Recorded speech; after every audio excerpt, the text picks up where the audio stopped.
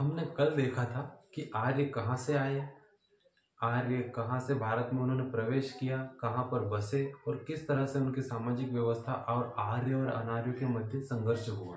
आज हम देखेंगे कि उनकी आर्थिक व्यवस्था कैसी थी और उनकी धार्मिक सांस्कृतिक व्यवस्थाएं कैसी थी।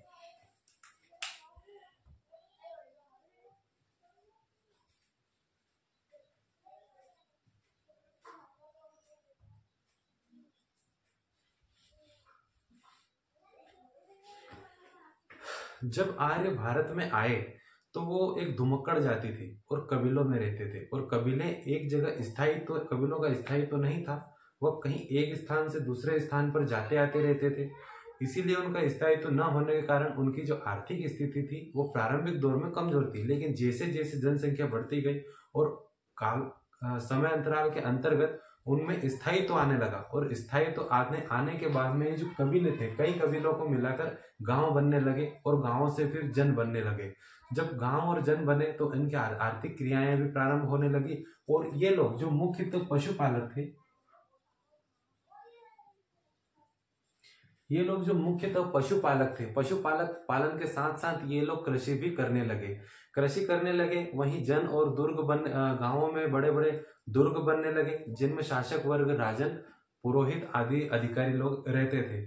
दुर्ग के जो गांव होता था, गांव के जो बाहर की जमीन होती थी उसमें चारागाह हुआ करता था, और उसको पशुओं को चराने के लिए वो चारागाह वहां पर उगाते थे। वहीं साथ में खेती भी की जाती थी, लेकिन खेती मुख्यतः या भरण पोषण के लिए की जाती थी। हालांकि फिर भी जो आर्यों का जो मुख्य आर्थिक आधार ये कृषि और पशुपालन ही है, क्योंकि ये प्रारंभिक दौर में कृषि का उपयोग केवल खाद्यान्न प्राप्त करने के लिए करते थे, लेकिन बाद में कृषि भी इनका एक आर्थिक साधन बन गया। इसी तरह से वैदिक अर्थव्यवस्था है वो कृषि और पशुपालन उसका मुख्य आधार हो गया। कृषि और पशुपालन में ये लोग, कृषि में ये लोग जौ और धान की खेती करते थे। वहीं पशुपालन के अंतर्गत ये गाय, बैल, बकरी और भेड़ पालते थे। वहीं इसमें घोड़े और हाथी का भी इसमें उल्लेख मिलता है हमें। गाय, बैल, बकरी, भेड़, घोड़े और हाथी का भी उल्लेख हमें प्राप्त होता है।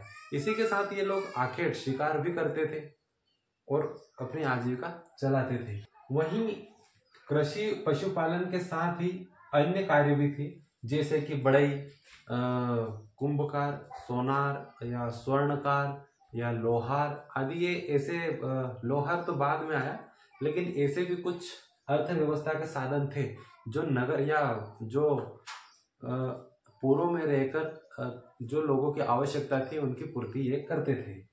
वहीं इसके बाद जो इनकी बसाहट थी, कृषि के साथ ही ये लोग व्यापार भी करते थे।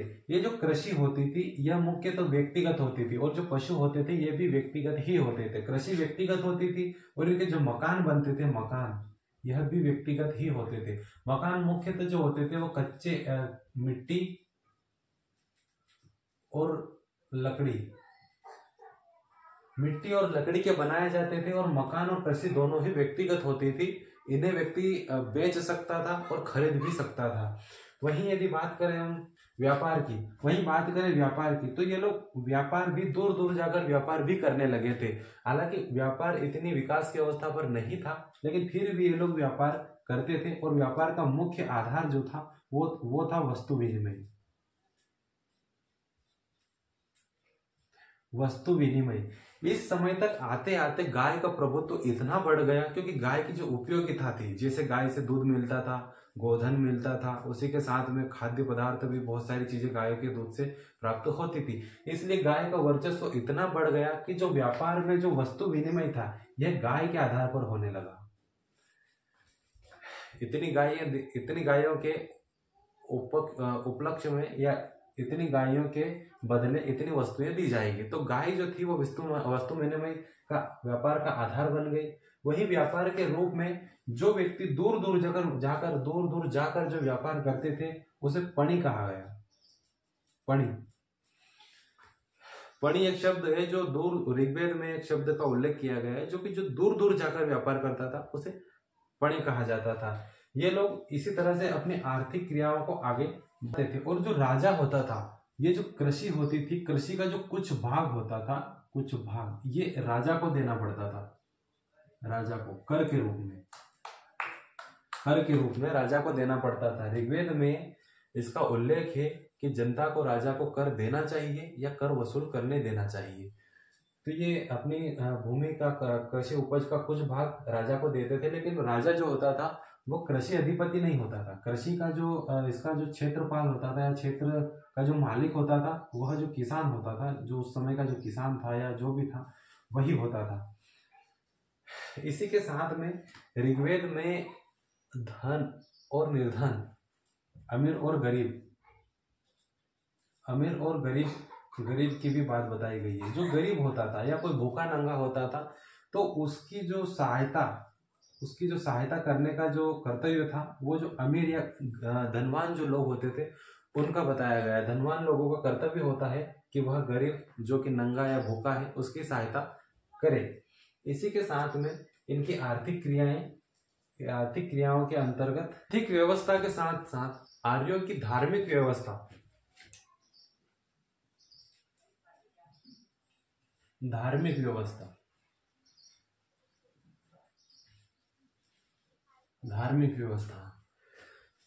आर्य जब भारत में आए, हमें आर्यों की जो धार्मिक व्यवस्था है पूर्णतः हमें ऋग्वेद से प्राप्त होती है। और ऋग्वेद में कुछ ऋचाओं का जो संकलन है या उनकी जो रचना है वो भारत में आर्यों के आगमन से पूर्व भी हो गई थी। इसलिए जो इनका जो धार्मिक जो व्यवस्था थी यह प्रारंभ में अविकसित थी। प्रारंभ में यह अविकसित थी और धीरे धीरे जैसे जैसे ये लोग आगे आते गए, ऋग्वेद का जो भारत में इन लोगों का प्रवेश हुआ, स्थायित्व हुआ, उसके बाद भी ऋग्वेद का संकलन होता रहा। क्योंकि ऋग्वेद की रचना किसी एक व्यक्ति या एक काल में नहीं हुई है। ऋग्वेद की जो रचना है वो अलग अलग कालों में अलग अलग लोगों द्वारा की गई है। इससे कि हमें इनकी जो धार्मिक और सांस्कृतिक जो विकास है उसकी जानकारी हमें चरण बाय चरण मिलती है। आर्य मुख्यतः प्रकृति पूजक थे। अब ये प्रकृति पूजक कैसे हुए? जैसे कि हमने वैसे भी पहले भी देखा है कि प्रागैतिहासिक काल से ही मनुष्य प्रकृति के नजदीक था और प्रकृति में जो भी घटनाएं होती थी उनको बड़ी ही आश्चर्यचकित ढंग से उसको देखता था या उसके विषय में सोचता था। तो वैसे ही आर्यों ने भी प्रकृति में जो घटनाएं होती थी उन घटनाओं में से कुछ घटनाओं से आतंकित हुआ और कुछ घटनाओं से प्रभावित भी हुआ। जैसे कि रात दिन होना, सूर्य का चमकना, बादलों का बरसना या बादलों का गरजना, बिजली का चमकना, तूफान का आना आदि ऐसी घटनाएं जो आज भी घटित होती है, ये उस समय भी घटित होती थी। लेकिन आज जो मनुष्य का जो बौद्धिक स्तर है वो स्तर उस समय नहीं था। इसीलिए इन लोगों ने उन चीजों को देखा, उनसे प्रभावित हुए और जो भी जीवित शक्ति इन्हें नजर आई उनका इन्होंने देवीकरण कर दिया। जैसे कि सूर्य ने दिखाई दिया तो सूर्य का इन्होंने देवीकरण कर दिया, पृथ्वी पर ही रहते थे तो पृथ्वी का देवीकरण कर दिया, चंद्र को देखा तो चंद्र का देवीकरण कर दिया। ऐसे ही इन्होंने जैसे आग देखी तो आग का देवीकरण कर दिया। ऐसे जैसे ही इन्होंने जो भी प्राकृतिक वस्तु देखी या उसमें उथल पुथल देखी उसका इन्होंने देवीकरण कर दिया और उसकी स्तुति या प्रार्थना प्रारंभ कर दी। ऐसे ही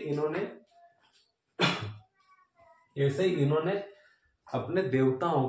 अपने कई देवताओं की सृष्टि कर दी और वो सृष्टि 3 कोटियों में विभाजित की। जैसे कि ये पृथ्वी है,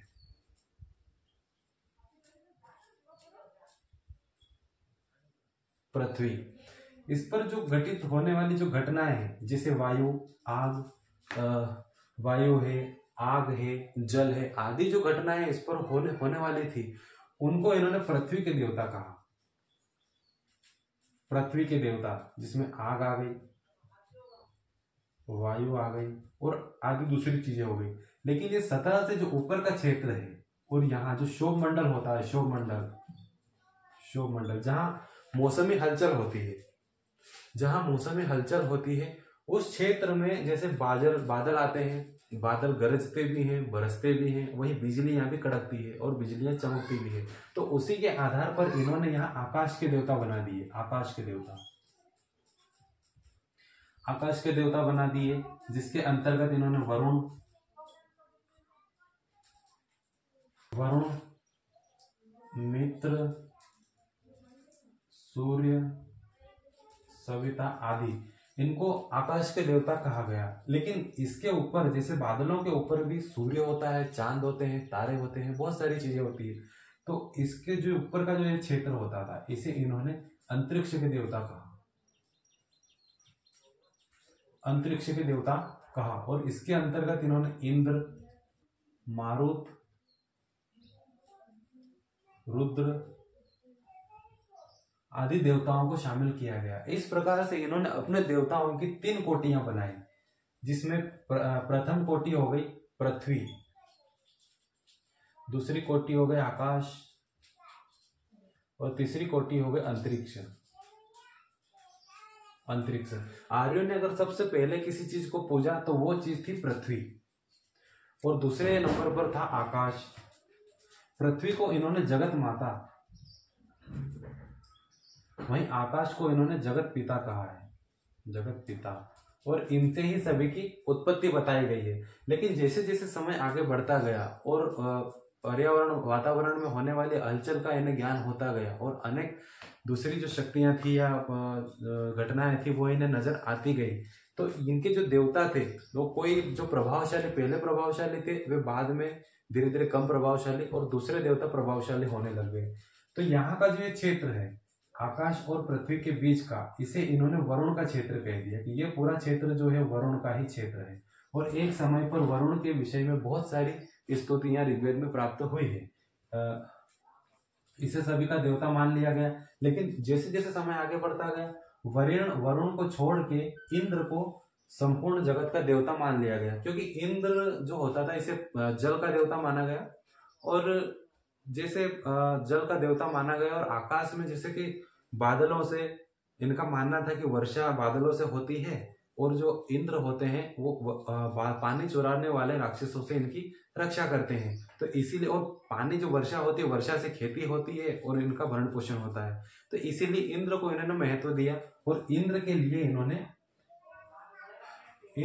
इन्होंने 250 श्लोक ऋग्वेद में मिले हैं। वहीं इंद्र के बाद में इसे पुरंदर भी कहा गया है, पुरंदर, किलों को तोड़ने वाले या अनार्यों को मारने वाला और स्तुति करने वालों पर कृपा बरसाने वाला। वहीं इंद्र के बाद में धीरे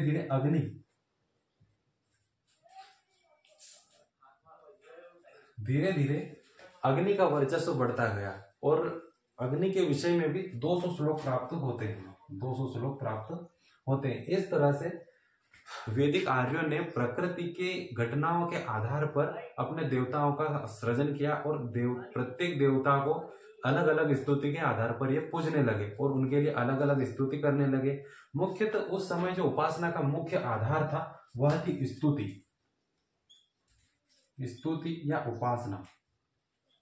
उपासना, मंत्र और यज्ञ, ये चीजें उस समय प्रमुख थी। लेकिन जैसे जैसे इनका जो ये सरल धर्म था, जैसे जैसे पुरोहितों के प्रभाव में आने लगा, ये इनका सरल धर्म आगे चलकर जटिल होने लगा, और इनमें प्रकृति के साथ में जो भौतिक चीजें हैं उनकी भी आहुति देने लगे और यज्ञ होने लगे। यज्ञों के अंतर्गत यज्ञ 2 प्रकार के होने लगे, एक यज्ञ होते थे, ये 2 प्रकार के होते थे। एक यज्ञ होता था इनका नित्य,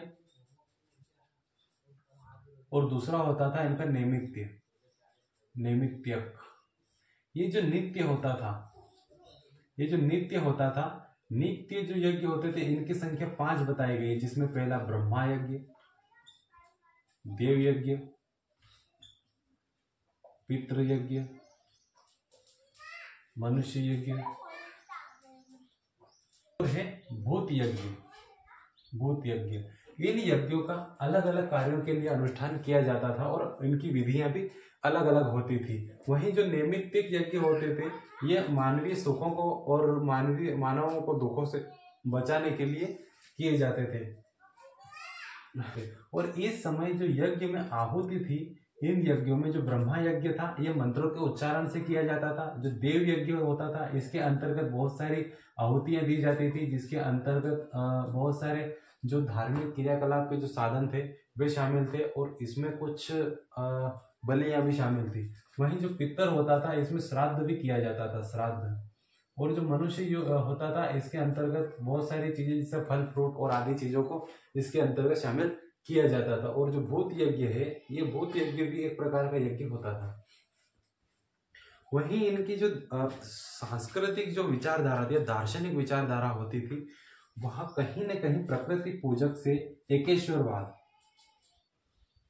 एकेश्वरवाद,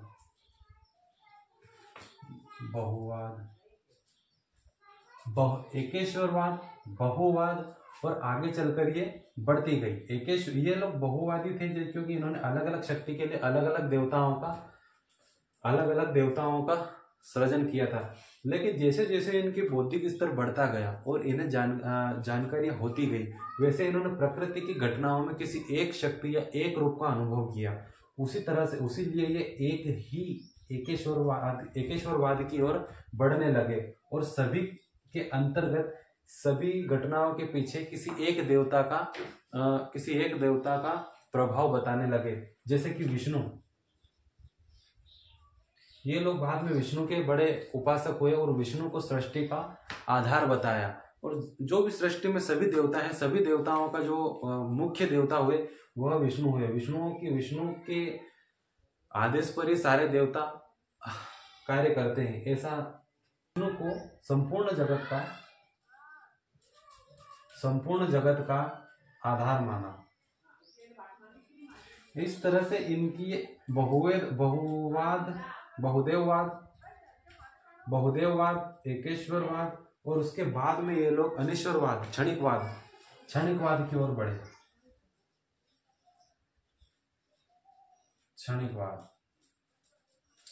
इसके बाद में ये लोग क्षणिकवाद की ओर बढ़े।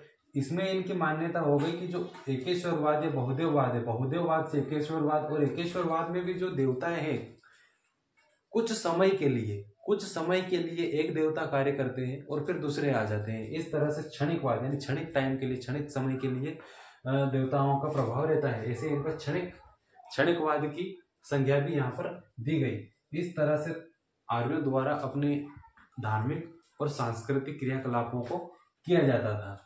और ऐसे ही जो वर्तमान समय में भी जो देवी देवता हैं, अभी भी जो हम हिंदू धर्म के अंतर्गत जो देवी देवताओं को पूजते हैं, वे वही हैं जो आर्यों ने इनका सृजन ऐसे किया था प्रकृति के समीप। आज भी हम प्रकृति के रूप में कई देव देवताओं को पूजते हैं। हमें जो चीज़ नजर आ जाती है प्रकृति में उसे हम पूजते हैं, धरती को माता कहते हैं। वहीं हम फसलों के लिए भी प्रार्थना करते हैं, कुछ नया कार्य करते हैं तो उसके लिए भी हम प्रार्थना करते हैं, ज्योतिष में मुहूर्त देखते हैं। तो ये सारी चीजें इसी वैदिक समय से ही प्रारंभ हुई और आज भी ये चलन में है। लेकिन जैसे जैसे ये वैदिक काल आगे बढ़ता गया, ये जो व्यवस्थाएं थी, इन व्यवस्थाओं में परिवर्तन होता गया। जैसे जैसे ये आगे बढ़ता गया, इनमें परिवर्तन होता गया। और जो चीजें यहाँ पर वैदिक काल में जो चीजें एक अपने प्रारंभिक दौर में थी, या यूं कहें कि वे एक स्पष्ट और सरल दौर में थी, उत्तर वैदिक काल आते आते ये चीज उलट हो गई। कर्म कांड करने और इनकी जो धार्मिक व्यवस्था थी इसमें पूर्णतः परिवर्तन हो गया। और जो पुरोहित वर्ग था इनका पूर्णतः प्रभाव होने लगा। और इन पुरोहित वर्ग के ही प्रभाव के कारण धर्म में आमूलचूल परिवर्तन आया। और जो चीजें प्रकृति पूजक थी, आगे चलकर ये चीजें कठिन होने लग गई। और कठिन होने के साथ ही इनका जो कठिन होने लगी और इनकी जो थी इसमें नियम बनने लगे। वैदिक काल में संन्यास और मोक्ष के पीछे लोग नहीं भागते थे और ना ही मोक्ष प्राप्त करने की होड़ में थे। वैदिक काल के जो लोग थे बिल्कुल सरल थे और ये लोग सोम रस का सेवन करते थे, नाच गान और आदि चीजों में मस्त रहते थे। इसी तरह से इन लोगों का जो आध्यात्म था वह यहाँ प्रारंभिक दौर से आया, इसलिए ये लोग इन चीजों से ज्यादा प्रभावित नहीं थे। लेकिन बाद में जैसे ही आगे आगे काल बढ़ता गया और ये चीजें कठिन होती गई और कठिन होने के साथ में इनका जो कुछ निषेध भी प्रारंभ हुआ, निषेध भी आने लगे। तो जो इनका जो दौर है ये वैदिक काल से, और ये केवल धर्म में नहीं होने लगा। ये जो सारी व्यवस्थाएं थी जैसे कि राजनीतिक व्यवस्था, सामाजिक व्यवस्था, धार्मिक व्यवस्था, सांस्कृतिक व्यवस्था या आर्थिक व्यवस्था, सभी में क्रमिक परिवर्तन होने लगा और उत्तर वैदिक काल आते आते ये चीजें पूर्णतः बदल गई। तो हम आगे देखेंगे कि जो वैदिक काल, जो कि वैदिक काल है, वैदिक से जो उत्तर वैदिक का ये जो समय है, इस समय में किस प्रकार से क्रमिक परिवर्तन आया और यहाँ से जो व्यवस्था यहाँ आई उन व्यवस्थाओं में कितना परिवर्तन हुआ, इन चीजों को देखने का हम प्रयास करेंगे। से उत्तर वैदिक काल तक आते आते जो इसमें क्रमिक परिवर्तन हुआ उसको देखते हैं। ऋग्वेद काल की जानकारी मुख्यतः हमें ऋग्वेद से प्राप्त होती है, क्योंकि वैदिक काल में उस समय पर केवल ऋग्वेद की ही रचना की गई थी। बाद के जो 3 वेद हैं वह जैसे क्रमिक परिवर्तन हो गया, उसके बाद में सामवेद, यजुर्वेद और अथर्ववेद की रचना हुई। सामवेद, यजुर्वेद और अथर्ववेद की रचना हुई। अथर्ववेद जो है ये सबसे बाद वाला है, सबसे बाद वाला वेद है। अथर्ववेद की रचना सबसे बाद में की गई है और सबसे अधिक कर्मकांड और अंधविश्वास इसी के अंतर्गत दिखाया गया है। अर्थात जैसे जैसे क्रमिक परिवर्तन होता गया वैसे वैसे इनमें कर्मकांडों की जो दिशा थी वो बदलती गई और दशा भी इनकी बदलती गई, इनमें काफी परिवर्तन होता गया। इसमें सबसे हम क्रमिक रूप से परिवर्तन देखेंगे कि किस प्रकार से राज्य का प्रादुर्भाव हुआ। जो पहले जो राज्य था वो जन आधारित था, जैसे गांव था, गांव से विष बनता था और विष से जन बनता था। लेकिन इस समय इनका जो भौगोलिक ज्ञान था प्रारंभिक आर्यों की तुलना में या वैदिक आर्यों की तुलना में काफी बढ़ गया था। ये लोग गंगा घाटी से आगे और यहाँ दक्षिण में विंध्याचल से भी आगे बढ़ने लगे थे और इस क्षेत्र में ये बस गए थे। पूरे सरस्वती जो क्षेत्र था, ये सरस्वती और गंगा का जो क्षेत्र था, इन क्षेत्रों में इनकी बसाहट हो गई थी। इस प्रकार ये जो उत्तर भारत का जो क्षेत्र है संपूर्ण क्षेत्रों में फैल गए थे और इसे आर्यावर्त कहा जाने लगा था। वैसे धीरे धीरे इनके राज्य का प्रादुर्भाव बढ़ा और ये जन से प्रादेशिक हो गए और जो जन का जो जनपति होता था, यहाँ पर जनपति, वो यहाँ पर आते आते बड़े भूभाग प्रदेश का राजा बन गया। जब क्षेत्र में विस्तार हुआ, व्यवस्थाओं में परिवर्तन हुआ, तो जो राजा होता था, राजा के पद का महत्व भी बढ़ने लगा और जो पहले जो कहीं न कहीं समितियों द्वारा और सभा समिति विदत द्वारा जो उसकी निरंकुशता पर प्रतिबंध था और जो कहीं न कहीं यह निर्वाचित होता था, अब ये वंशानुगत होने लगा था और इसके जो राज्याभिषेक होता था, राज्याभिषेक में भी परिवर्तन होने लगा और जो राजा जैसे परिवर्तन होने लगा तो धीरे धीरे निरंकुश होने लगा और राजा का जो इसका जो प्रभाव था, इसका प्रभाव इतना बढ़ गया था कि जो जनता थी, आम जनता राजा को देवतुल्य मानने लगी। देवतुल्य। ऋग्वेद में एक जगह पर उल्लेख है कि पुरु कहते हैं कि मैं ही इंद्र हूं और मैं ही वरुण हूं, मैं ही सृष्टि का कर्ता हूं। तो ऐसी चीजें राजा को देवतुल्य बनाती थी। अब बात करते हैं राजा का राज्याभिषेक। जब राजा का जब राज्याभिषेक किया जाता था तो एक प्रचलन होता है, एक यज्ञ किया जाता था जिसे बोलते थे राजसूय यज्ञ। राजसूय यज्ञ करने के पश्चात ये जो राजा होता था ये देवतुल्य हो जाता था, देवतुल्य, देव के समान हो जाता था। जनता इसे देवता के समान मानने लगती थी।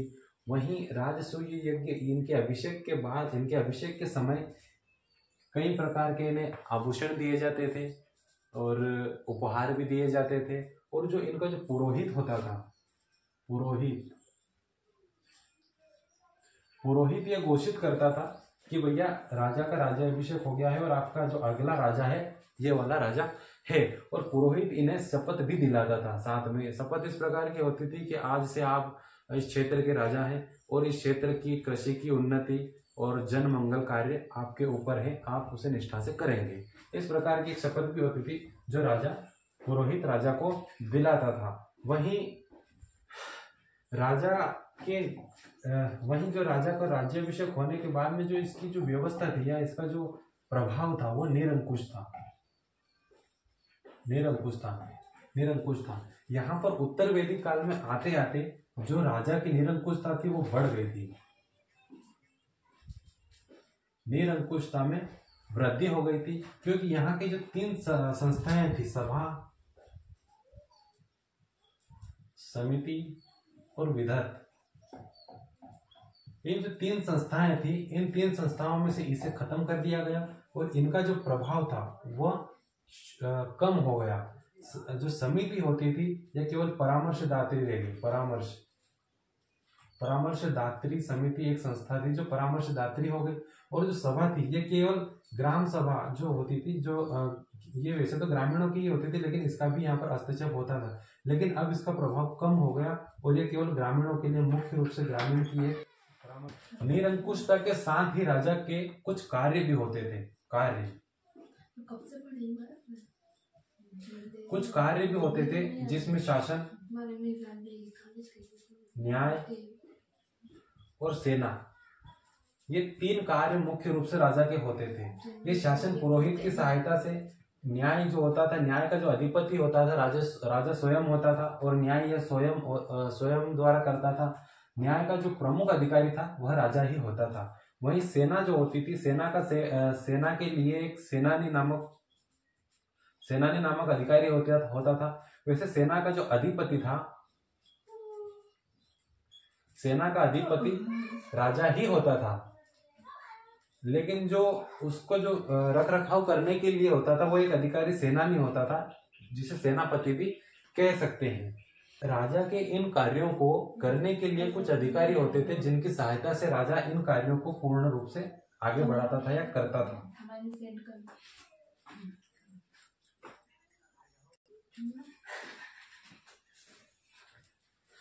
इसमें राजा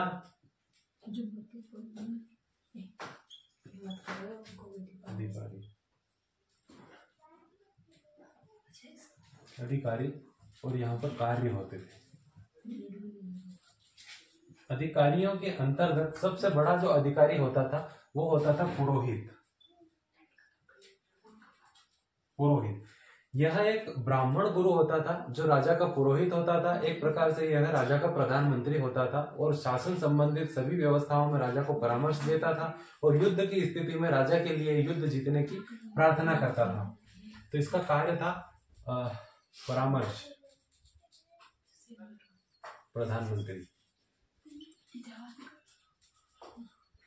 प्रधानमंत्री। वही जो दूसरा अधिकारी होता था वह अधिकारी महिषी असल में एक अधिकारी कह सकते हैं, लेकिन यह राजा की पटरानी होती थी।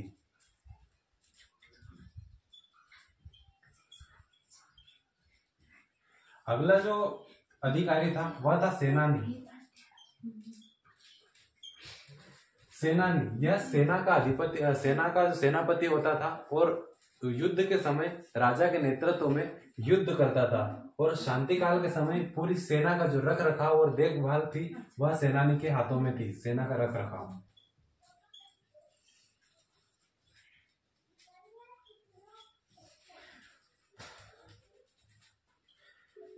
सेनानी के पश्चात एक और अधिकारी था ग्रामीण, जो ग्राम सभा का अध्यक्ष होता था और गांव में होने वाले सभी कार्यों को करता था।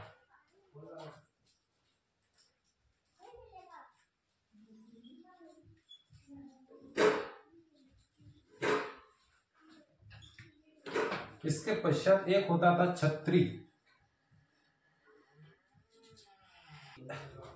राजप्रासाद राजप्रासाद की देखभाल करता था। वहीं इसके बाद में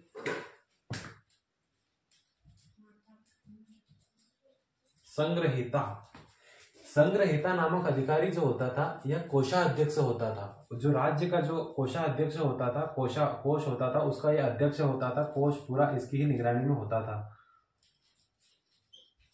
वहीं अगला और अंतिम जो अधिकारी होता था, अधिकारी होता था, वो होता था भागदूत।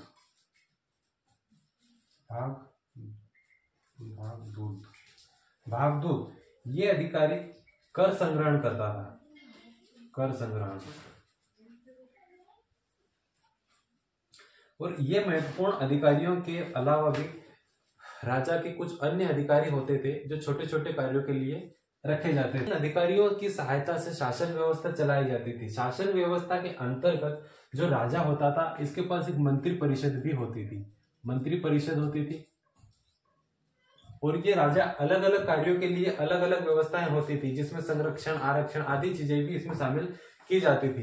राजा के शासन व्यवस्था में कार्य करने हैं तो बहुत सारे इसमें परामर्शदाता भी होते थे और परामर्शदाताओं के आधार पर राजा निर्णय लेता था। न्याय, इसकी जो सैन्य व्यवस्था होती थी, सैन्य व्यवस्था के अंतर्गत अब उस समय पर जो वैदिक आर्य थे, वैदिक आर्यों की तुलना में उत्तर वैदिक आर्य के समय काफी परिवर्तन में जो साम्राज्यवाद बढ़ने लगा और ये लोग अपने पैर आगे पसारने लगे। इसलिए ये लोग युद्ध की जो नीतियां थी उनमें भी क्रमिक रूप से विकास हुआ और जो पहले रथ और पैदल सेना थी, इसके साथ में अब घोड़े, हाथियों का प्रयोग भी होने लगा। रथ और पैदल।